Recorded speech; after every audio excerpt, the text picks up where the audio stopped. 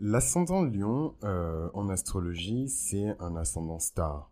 C'est l'ascendant le plus lumineux, le plus puissant. Donc c'est vraiment quand le signe du Lion se trouve le plus à l'est dans le ciel lorsque tu es né. L'ascendant Lion rend digne, il rend quelqu'un assurant, assuré, rassurant, rassuré. Il irradie de lumière et d'amour. C'est vraiment un ascendant qui permet aux personnes de se sentir bien plus heureuses que la norme, avec peu. Et ça, c'est la grâce du soleil, évidemment, qui réchauffe son cœur et qui réchauffe les cœurs. C'est vraiment un ascendant qui puise sa force dans l'amour. Le cœur, dans le corps humain, est symboliquement associé au signe du lion, car c'est à partir du cœur que le lion trouve le courage d'affronter les ennemis. Et c'est ce courage qui généralement dissuade ses ennemis de l'affronter, alors qu'en vérité, le hurlement du lion, le rugissement du lion, n'est là que pour effrayer en fait les bêtes et pas forcément pour instaurer un rapport de force. Alors, je t'invite à écouter la mythologie astrale du lion pour en savoir toujours plus sur le signe du lion. J'ai fait une série sur la mythologie astrale du lion dans laquelle je reviens sur le mythe d'Hercule qui est étroitement associé au lion. Alors, ce qu'il faut savoir avec la maison 1 dans le signe du lion, c'est tout ce que je viens de citer sur la personnalité du lion. La maison 2, en revanche, pour le lion, elle est dans le signe de la Vierge. Le signe de la Vierge, il est déjà plus modéré. C'est une maison, la maison 2, dans laquelle le lion va devoir faire preuve de abnégation, il va devoir faire preuve de mesure, il va devoir faire preuve d'équité, de justesse, d'équilibre. Et c'est également un placement qui va faire qu'il va énormément s'intéresser à des choses qui vont le faire avancer. La Vierge, c'est l'archétype du bon élève. C'est l'archétype de l'élève qui fait des recherches, qui essaie de mieux comprendre un problème pour pouvoir le résoudre, trouver une solution. Et donc, ça peut créer des grosses fringales intellectuelles pour des sujets qui vont particulièrement aider une personne à s'en sortir. Ça peut être des livres de médecine, des livres de santé, de fitness, des programmes, des livres de développement personnel, etc., etc. C'est des personnes qui vont travailler extrêmement dur dans leur vie pour atteindre comment dirais-je, l'indépendance financière et la liberté financière. C'est extrêmement important pour eux, cette sécurité financière de la Vierge qui est un signe qui est parfois associé au souci, à la nécessité. Euh, la troisième maison de l'ascendant Lion, c'est une maison qui se trouve dans le signe de la Balance. Alors, c'est vraiment l'énergie de la popularité, c'est l'énergie de l'amitié, c'est l'énergie d'un signe qui rend tous les événements de cette maison extrêmement positifs, agréables. J'ai tendance à le dire, la maison dans laquelle se trouve la Balance, c'est généralement une maison dans laquelle se trouve une forme de stabilité, une forme d'harmonie, de paix, d'amour. Tandis que la maison dans laquelle se trouve le bélier, c'est parfois une maison qui peut être sujette à des tensions, à des échanges plutôt violents, à des joutes verbales, des joutes physiques, etc.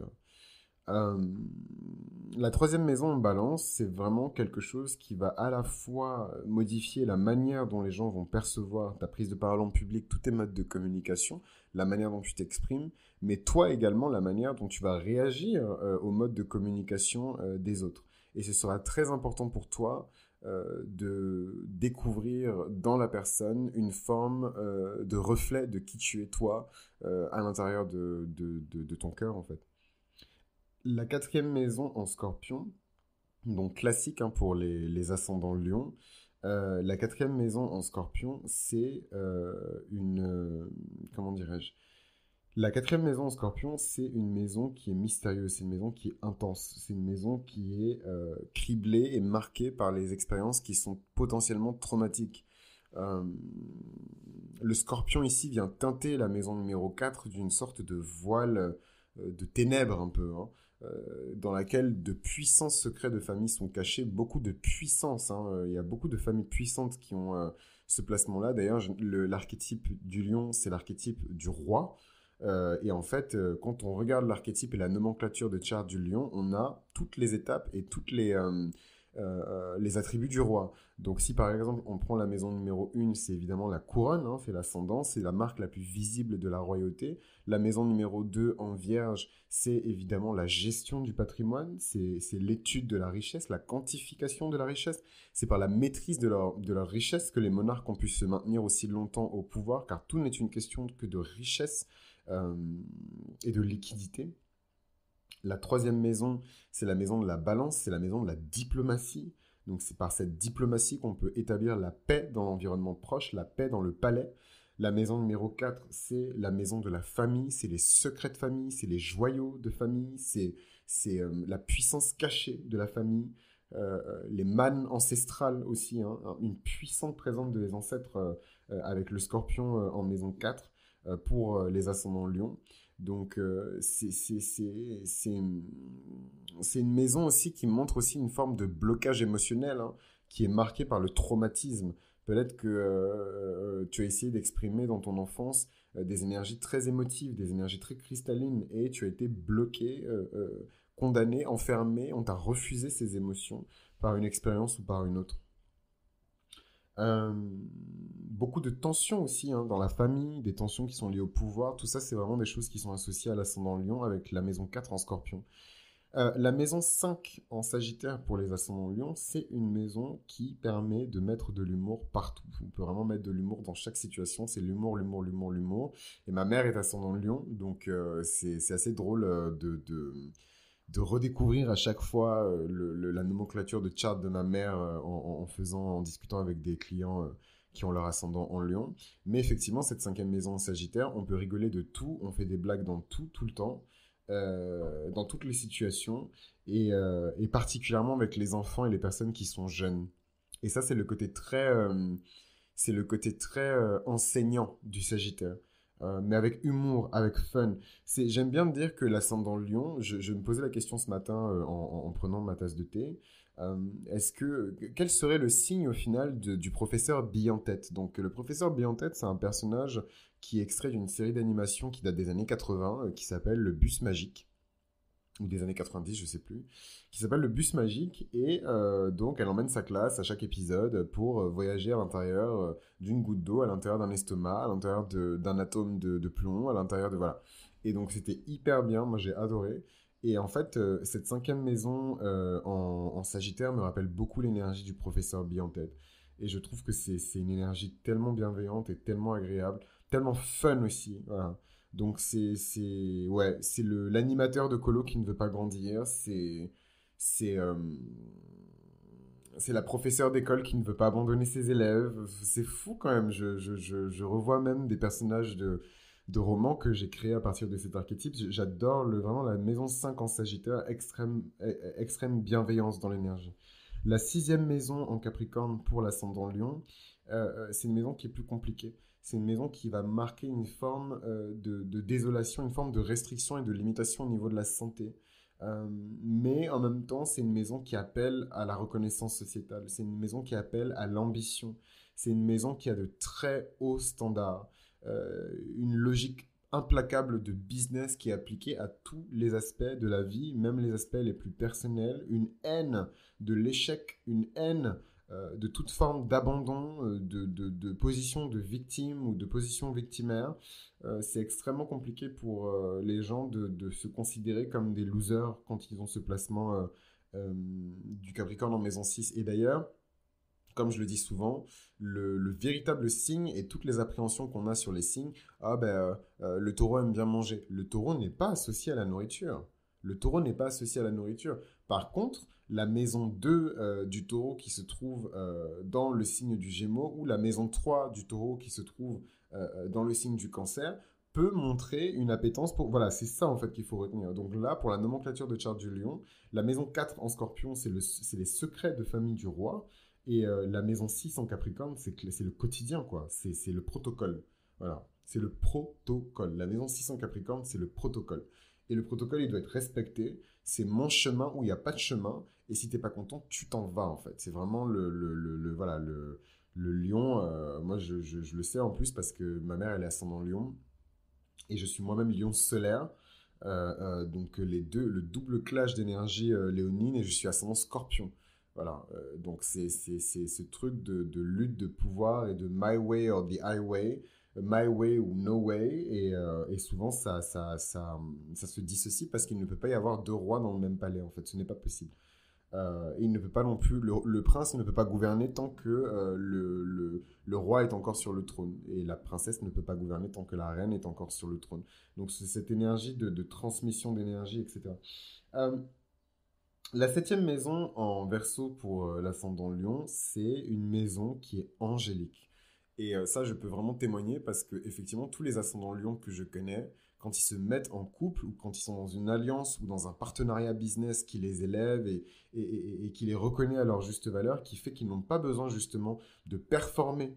Voilà, les ascendants Lion, vous allez bien comprendre ce truc de performance. On sait que vous êtes une personne joyeuse, on sait que vous êtes une personne qui est drôle, donc c'est vous qui allez faire l'animation en fait. Eh ben non, et cette personne-là, elle va vous reconnaître, je ne sais pas pourquoi j'ai vous d'ailleurs, mais cette personne-là, elle va te reconnaître pour la personne que tu es, sans les artifices, sans rien, et il y aura un effet presque magique en fait de cette relation-là. Et cette fameuse septième maison en Verseau montre le côté presque angélique du lion quand il est dans une relation amoureuse qui est stable. Cependant, il y a évidemment des complications puisque la maison 7, c'est la maison du descendant, c'est la maison du signe qui s'oppose à l'ascendant. Et donc, en fait, c'est compliqué parfois d'accepter l'autre pour ce qu'il est. C'est compliqué d'accepter l'autre avec ses différences, surtout ses différences sociales, surtout s'il n'est pas considéré socialement, s'il n'a pas de statut, s'il n'a pas de valeur sociale, de validité aux yeux des autres. C'est vraiment toutes les questions qu'il va falloir se poser par rapport à cette septième maison au Verseau. Parce que généralement, les Verseaux, c'est des marginaux, c'est des personnes qui n'ont pas peur de remettre en question le status quo et ils sont parfois en marge de la société. Et c'est dur pour un ascendant lion voilà quoi, de se, entre guillemets, de se rabaisser à aller manger avec les enfants non populaires et pas très riches. Et, euh, et en fait, cette septième maison en Verseau, ce qu'il faut dire aussi, c'est le clash idéologique, hein, éternel entre les énergies du Verseau et les énergies du Lion qui n'ont rien à voir. Le Lion, il est centré sur le bien-être de sa couronne, de sa légende, de sa famille, de son héritage. C'est son devoir en tant que roi. Et le Verseau, c'est le conseiller du roi qui, dans l'ombre du roi, est préoccupé par le peuple, il est préoccupé par les masses, il est préoccupé par la diversité des communautés, il est préoccupé par le bien-être des hommes. Voilà, et c'est cette dualité, ce bras de fer entre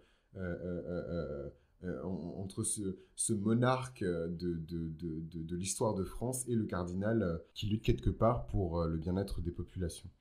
Donc, ce qui est intéressant quand on avance toujours dans la nomenclature de charte du lion, c'est d'observer la huitième maison en poisson. Et la huitième maison en poisson, c'est l'espèce de super pouvoir du lion. Le lion, c'est pas le signe le plus intuitif, c'est pas le signe qui fait le plus attention aux détails, mais les ascendants lions ont ce puissant pouvoir de prédiction.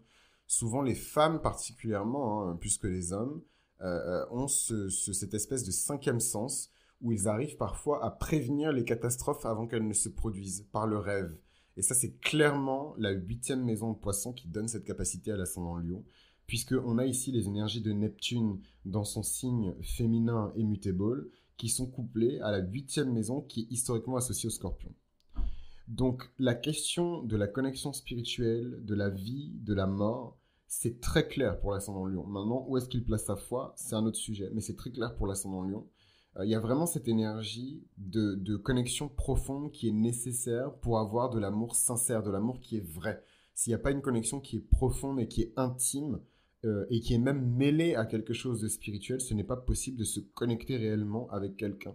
La spiritualité est au centre de la vie secrète de l'ascendant lion, dans la huitième maison.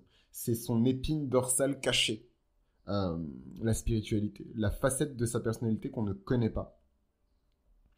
Et donc, se concentrer sur la croissance spirituelle, c'est quelque chose d'extrêmement important, mais qui peut être perçu comme négatif par l'époux, l'épouse, la partenaire, etc. Puisque la huitième maison gouverne quand même les énergies du partenaire et les énergies financières particulièrement du partenaire. Et la huitième maison en poisson peut en tout cas créer de la confusion à ce niveau-là. La neuvième maison en bélier, c'est une maison qui montre la capacité du lion à être courageux, la capacité du lion à montrer euh, fièrement qu'il croit en certaines choses et pas en d'autres. C'est vraiment toute l'énergie que le lion place dans son charisme et dans sa capacité à identifier des solutions plus que des problèmes. C'est une philosophie de vie, c'est un mantra. Euh, et généralement, ça permet au lion de prendre des risques intellectuels que d'autres personnes ne prendraient pas forcément. Et ça, c'est quelque chose qui place généralement le lion en bonne position pour saisir des opportunités dans le domaine de la neuvième maison, à savoir dans l'enseignement supérieur, dans la spiritualité, dans l'exploration des cultures étrangères, dans le mentorat, dans toutes ces choses-là où le lion peut naturellement prospérer et naturellement être un leader en fait. Et donc ça, c'est quelque chose quand même d'assez positif. Ensuite, on a la 11e maison qui est la 10e maison pardon, qui est dans le signe du taureau. Alors, le lion est un signe qui est extrêmement ambitieux. Alors, extrêmement ambitieux, the sky is the limit. C'est un signe qui est extrêmement ambitieux. Et de ce fait, cette ambition a un objectif qui est concret. Et c'est généralement lié, de près ou de loin, à la stabilité financière. En tout cas, le taureau dans la maison de la réputation montre qu'il y a un but très précis lié à la notion de valeur qu'il est important d'atteindre. Et c'est une forme de prospérité. Donc, est-ce qu'elle est financière forcément? Je ne pense pas. Mais en tout cas, une forme de prospérité à atteindre pour pouvoir obtenir la reconnaissance sociétale qu'on mérite. Donc, c'est vraiment ce côté très, presque, comment dirais-je, presque voyage initiatique en fait du lion vers cette espèce de vie luxuriante, de rêve, de statut, de richesse, etc. C'est vraiment quelque chose de fantastique pour le lion, quoi, l'ascendant. Cette 10e maison dans le signe du taureau. La 11e maison, elle est dans le signe du Gémeaux. Et c'est vrai que c'est une maison qui montre ici le côté extrêmement sociable du lion. Donc, dans cette maison du Gémeaux, le lion pourra ici montrer avec beaucoup d'allure sa capacité à se connecter dans les différents cercles sociaux, sa capacité à vraiment établir des liens de cause à effet qui sont puissants, des liens de connexion qui sont puissants, créer des rencontres, créer de l'émulation, créer des opportunités aussi, hein, puisque c'est la maison qui est associée aux alliances. Donc, le Gémeaux ici ne vient que renforcer la sociabilité avec les alliés. Évidemment, ici, si on revient à l'allégorie du roi, on est ici dans le réseau du roi. Comment ces gouvernements, pardon, comment ces monarchies ont réussi à se maintenir aussi longtemps dans le temps? C'est par évidemment tous les liens d'alliances qu'ils entretenaient entre eux. Voilà, des alliances stratégiques de survie, quoi. Et donc, c'est cette intelligence du roi que le lion projette ici avec beaucoup de finesse et d'astuce dans sa maison numéro 11. La maison numéro 12, c'est la maison de la peur. Voilà, c'est la maison du cancer. Donc la plus grosse préoccupation du lion, là où il a le plus peur, c'est vraiment par rapport à sa famille. C'est ce qui fait le plus peur au lion, c'est voilà quoi, c'est vraiment cette énergie de la famille, c'est cette énergie comment dirais-je, c'est cette énergie de l'enfant qui a été isolé émotionnellement et qui a dû trouver par lui-même des énergies et des compétences d'amour propre pour pouvoir se reconstituer une dignité et vivre comme un adulte normal. Mais il y a toujours les traces de ces blessures-là. Donc vraiment, généralement, les ascendants lions n'ont pas une enfance qui est facile, hein, avec la 12e maison en cancer et la 4e maison en scorpion. C'est généralement voilà, une enfance qui est marquée par des rapports de force qui sont violents, la découverte de la mort, la découverte de la notion de pouvoir, la découverte de la notion de chantage, la découverte de la notion de manipulation. Et dans la maison 12, c'est toutes les peurs et les anxiétés qui sont liées aux besoins de la famille. Est-ce que je serai assez? Est-ce que j'aurai assez d'argent? Est-ce que je serai assez fort? Est-ce que ma famille sera stable? Est-ce que ma famille m'aime? Est-ce que je suis en sécurité avec ma famille? Est-ce que je trouve de l'harmonie dans ma famille? Est-ce que je pourrai ramener un jour la paix dans ma famille? Euh, Qu'est-ce qui se passera quand ma famille m'abandonnera? Et comment je peux arrêter comment dirais-je, comment je peux stopper les blessures de ma famille? Euh, et comment je survivrais si je perdais l'amour de ma famille? C'est toutes ces questions-là vraiment que le lion en ascendant se pose dans la maison numéro 12. Et c'est pas facile du tout. Particulièrement pour les femmes, encore une fois, parce que c'est très facile hein, pour un homme de dire voilà, fuck la famille, voilà, je décide de ne pas assumer mes responsabilités, on va pas lui en tenir rigueur, on le respectera juste un petit peu moins. Mais pour une femme, faire exactement la même chose, c'est beaucoup plus compliqué. Donc cette 12e maison cancer, extrêmement compliquée pour les femmes particulièrement, mais derrière chaque challenge se trouve une grande solution et une grande récompense également. Et ça reste aussi un puissant placement de protection sur la famille. Voilà, c'est comme une prière de protection parce qu'en fait, toute cette anxiété sacrée qui est adressée à la famille, comment est-ce que je vais pouvoir être une aide pour ma famille, comment est-ce que ça forme en fait une chaîne de prière. Et la maison 12, c'est la maison Dieu, c'est la maison qui nous connecte avec le Très-Haut, c'est la maison qui nous connecte avec le grand tout.